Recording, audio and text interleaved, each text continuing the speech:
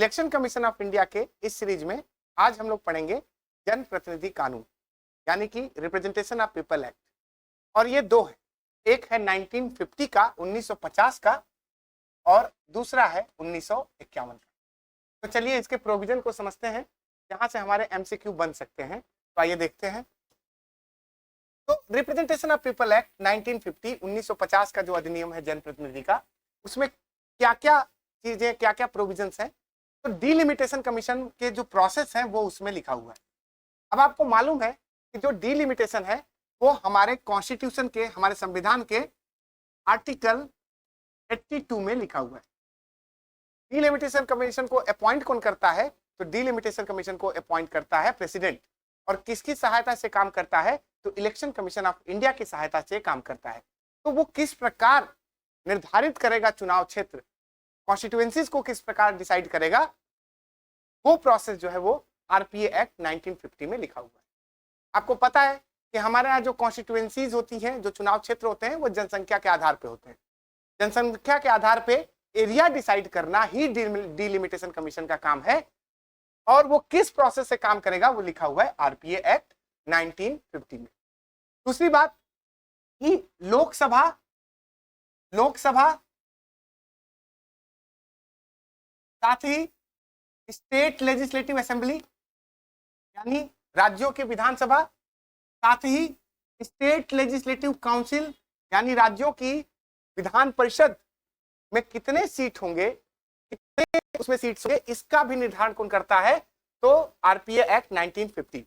अब आप एक थोड़ा सा फैक्ट समझिएगा कि हमारे कॉन्स्टिट्यूशन के आर्टिकल 81 में लोकसभा की सीट्स दी गई है कि कितनी मैक्सिमम सीट, कितनी अधिकतम सीट्स होंगी लोकसभा की, वो किस में लिखा हुआ है?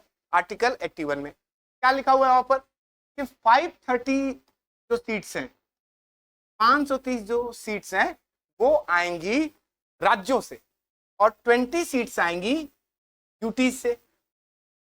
तो 530 प्लस 20 यानी 550।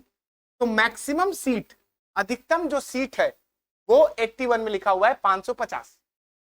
अब ये तो मैक्सिमम लिमिट यहां लिखी हुई है, लेकिन आरपीए एक्ट 1950 क्या कहता है कि वर्तमान में कितनी सीट्स हैं, मैक्सिमम के अंदर ही होंगी। तो वर्तमान में लोकसभा में सीट्स कितनी हैं?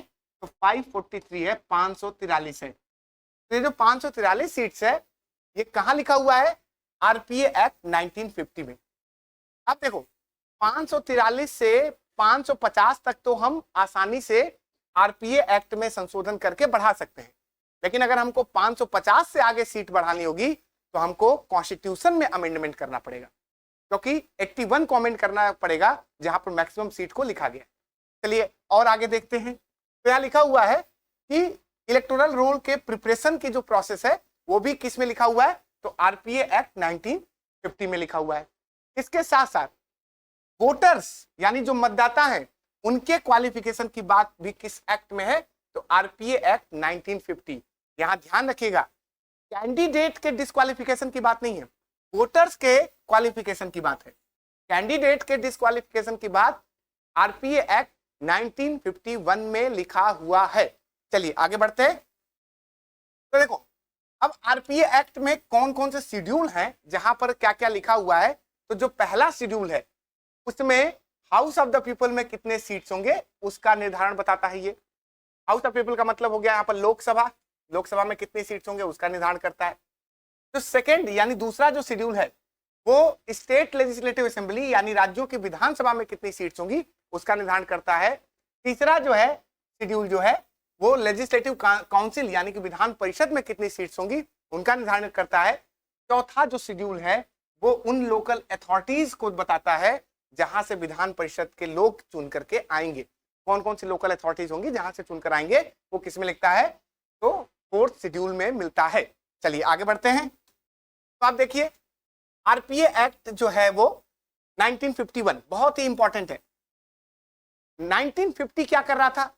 सीट्स को डिसाइड कर रहा था, डिलिमिटेशन की प्रोसेस को बता रहा था, वोटर के क्वालिफिकेशन को बता रहा था, इलेक्टोरल रोल कैसे बनेगा उसकी बात कर रहा था। लेकिन 1951 जो दूसरा एक्ट है वो किसकी बात करेगा?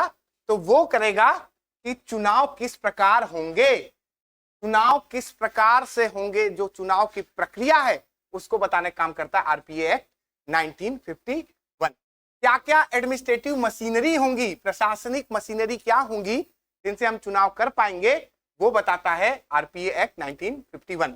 साथ ही पॉलिटिकल पार्टीज को रजिस्टर्ड करना, वो किस में लिखा हुआ है, आरपीए एक्ट में, कि किस प्रकार से, किस प्रोसेस से हम पॉलिटिकल पार्टी को रजिस्ट्रेशन करेंगे, वो किस में लिखा हुआ है, तो आरपीए एक्ट 1951 में। साथ ही कि मेंबर जो है उनके क्वालिफिकेशन और डिस्क्वालिफिकेशन क्या होंगे, उनकी बात भी कौन करता है, तो आरपीए एक्ट।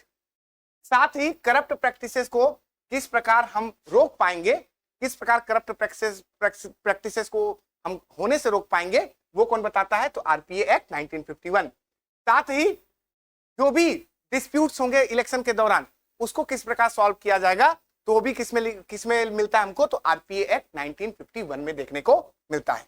चलिए आगे बढ़ते हैं। तो यहां देखो आरपीए एक्ट 1951 में और क्या है, तो किसी भी पार्लियामेंट में आप अगर इलेक्शन लड़ना चाहते हैं, लोकसभा या राज्यसभा में, तो आपके पास क्या क्वालिफिकेशन होने चाहिए उसकी बात करता है।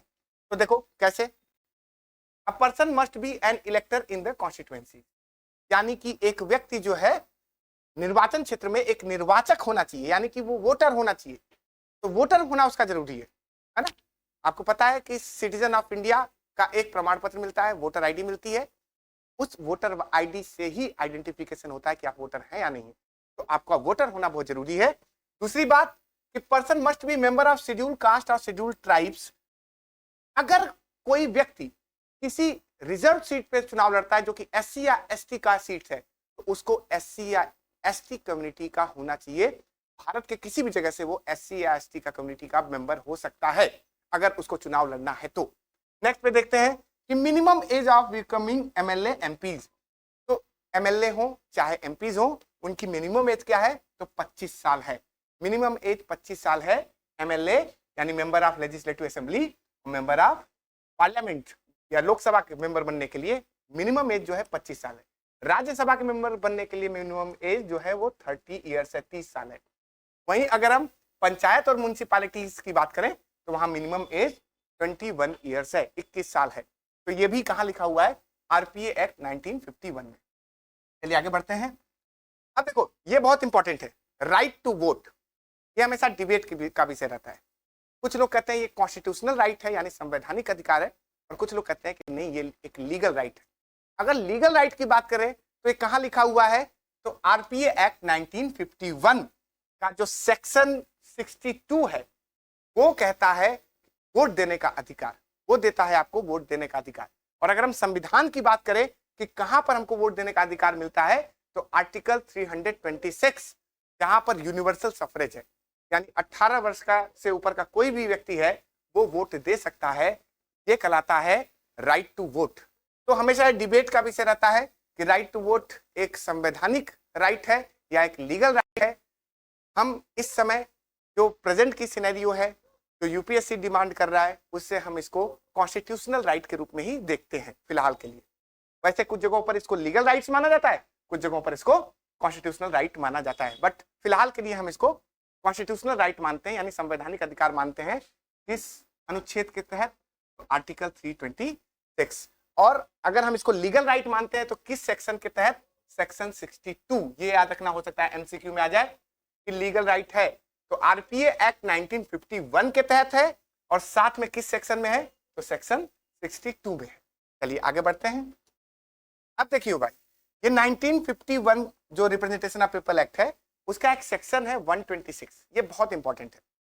ये क्या कहता है कि 48 आवर्स बिफोर पोलिंग के, मतलब चुनाव होने के, मतदान होने के 48 घंटे पहले किसी भी प्रकार से टेलीविजन या उस तरह से उस जैसे उपकरण का प्रयोग आप चुनाव प्रचार के लिए नहीं करेंगे।